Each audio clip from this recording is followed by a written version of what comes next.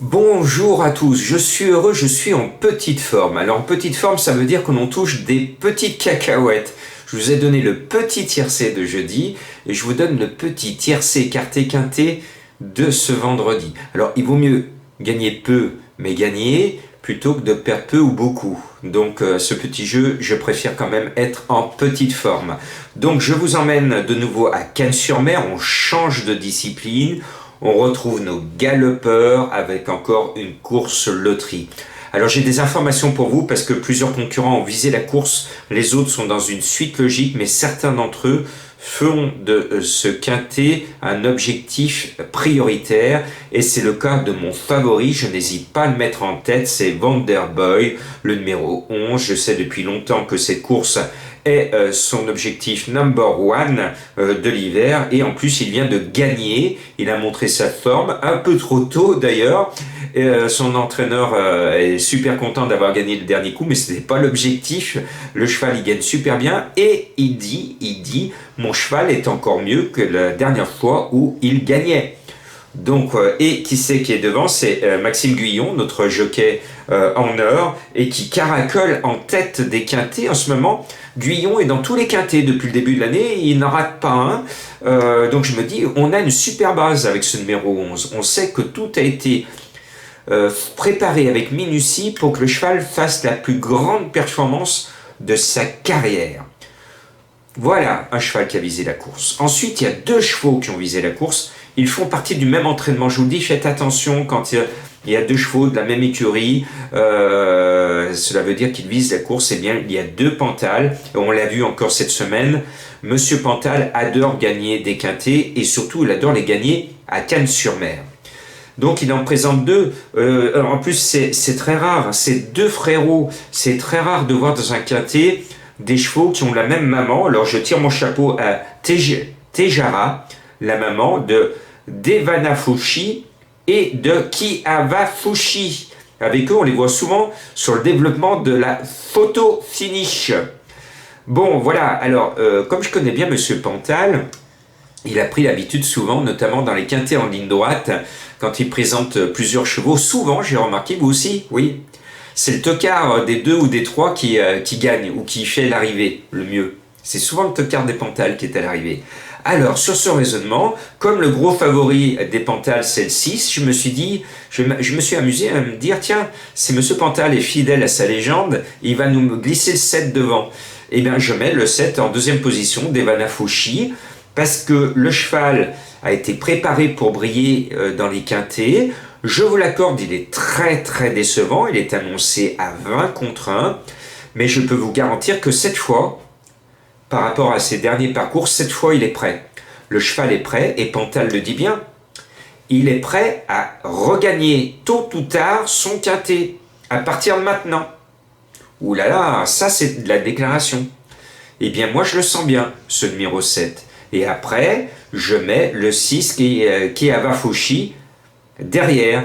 Mais je ne prends pas les deux en base, parce qu'on l'a vu, on a été douché la dernière fois avec ce numéro 6 qui était gros favori et pas là à l'arrivée. Donc on met pas les Pantales en base. On sait qu'ils visent la gagne, les deux visent la gagne, mais on les prend pas en base parce que c'est pas solide. C'est pas solide. Vous savez, au bord de la mer, il y a toujours du sable et on s'enfonce dedans. Ben, les deux Pantales, on s'enfonce un peu dedans, mais peut-être que l'un des deux va gagner parce que c'est l'objectif du patron. Voilà. Mais pas en base. Oui, je ne me répète plus. Après, on va mettre un jockey qui est sûr de gagner. À ma grande surprise, il est sûr de gagner. Il se met en tête de ma sélection. Et ce jockey qui se met en tête de cette sélection, c'est pas n'importe qui. C'est notre star mondiale, Christophe Soumillon. Il est en selle sur Voilec, qui a le numéro 10. Alors c'est un cheval que je connais bien, que j'aime bien, Voilec, mais c'est pas un gagnant de quintet dans l'âme. On sait qu'il a la pointure des gros quintets, mais franchement, gagner un tiercé, c'est pas dans ses habitudes. Il est plutôt placé ou décevant, ce cheval. En plus, ce qui me gêne un petit peu, c'est pour ça que je vous l'indique en favori douteux, c'est qu'il a tiré le pire numéro à la corde, il a tiré le numéro 16 à la corde, et sur un tourniquet de 1600 mètres, c'est un numéro piège. Donc voilà, je vous donne l'information, Soumillon se voit gagnant à coup sûr, il est en tête de son pronostic, il est hyper chaud. le 16 ne lui fait pas peur et il veut gagner. Je vous glisse l'information. Moi, je suis beaucoup moins chaud et vous l'avez compris, à vous de choisir le meilleur scénario. Donc, vous ne le prenez pas non plus en base. Et puis, il y a un cheval qui m'a appelé quand j'ai lu les partants. Il m'a plu et puis, vous savez, il y a des déclics, des fois pas tout le temps. Mais je vous ai expliqué une technique quand vous découvrez les partants d'une course. Écoutez votre petite voix, votre petite intuition. C'est-à-dire, le premier ressenti que vous avez en découvrant les partants. Et généralement, il y a un petit cheval qui vous appelle, pas tout le temps, mais des fois, il y a un petit cheval qui vous appelle. Et bien là, c'est Sant'Angelo qui m'a appelé, ce petit ange. Il a le numéro 16. Je me suis dit, tiens, ce cheval m'appelle, son nom me plaît, il est bien placé au poids, et en plus, il vient de gagner. Il a couru 3 fois cette année, ça veut dire qu'il est bien rodé. L'entraîneur est confiant. Il a tiré le numéro 1 à la corde. C'est lui qui va faire le moins de chemin jusqu'au poteau. Eh bien, je vous le donne en coup de cœur à 18 contre 1. Alors, oui, je sais, mes tuyaux actuellement sont un peu percés. Il va falloir que j'aille voir un bon plombier. Je prends des risques et vous le savez, parce que moi j'entends des dernières minutes à la radio souvent. Écoutez, les dernières minutes à la radio, c'est des cotes de 4, 5, 6 contre 1. Les tuyaux de Jean-Marc, ils sont toujours à 15 ou souvent plus de 15 contre 1. Je prends des risques, je les assume. C'est pour ça que vous venez chercher mes tuyaux, parce que ce ne sont pas les chevaux de tout le monde. Eh bien, la Sant'Angelo, le 16, c'est pas le tuyau de tout le monde, c'est mon coup de cœur, je pense qu'il a une belle chance. Vous m'en direz des nouvelles. Et puis, il y en a un qui va être la deuxième base, moins solide. Vous allez me dire, Jean-Marc, il est un peu bas. Oui, parce que c'est une base dans le quintet, peut-être pas forcément dans le tiercé, mais c'est une base solide pour être dans les 5. Son nom m'a appelé un petit peu aussi, parce que j'aime bien son nom, il s'appelle Charnock Richard. Cela tombe bien, son nom me parle. Il porte le numéro 14 et son entraîneur est en super forme. Le monteur, il est tout le temps à l'arrivée des quintets. Donc on peut le suivre en confiance. Le cheval est bien placé au poids et il vient de finir deuxième. Sa dernière course est prometteuse. Eh bien, je pense que tous les feux sont au vert. Et je pense qu'il ne va pas sortir des 5. Et puis on va mettre le tenant du titre. On n'a rien à lui reprocher. 4, 4, 3, 1, 2 cette année. C'est gris d'argent. Il porte le numéro 2. Bon, je le trouve un peu chargé pour rééditer son exploit de l'année dernière. Mais bon, visiblement, cette course est son objectif aussi. Il veut faire une belle performance. Moi, je ne le vois pas trop dans le tiercé à cause de son poids lourd. Et puis après, j'avais le choix entre plusieurs chevaux.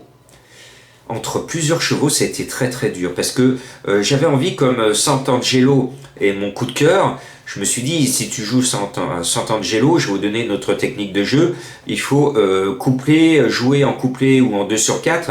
Un cheval qui logiquement doit lui être associé, c'est Crépuscule des Dieux. Crépuscule des Dieux et Sant'Angelo, si vous y croyez, eh bien il faut le faire.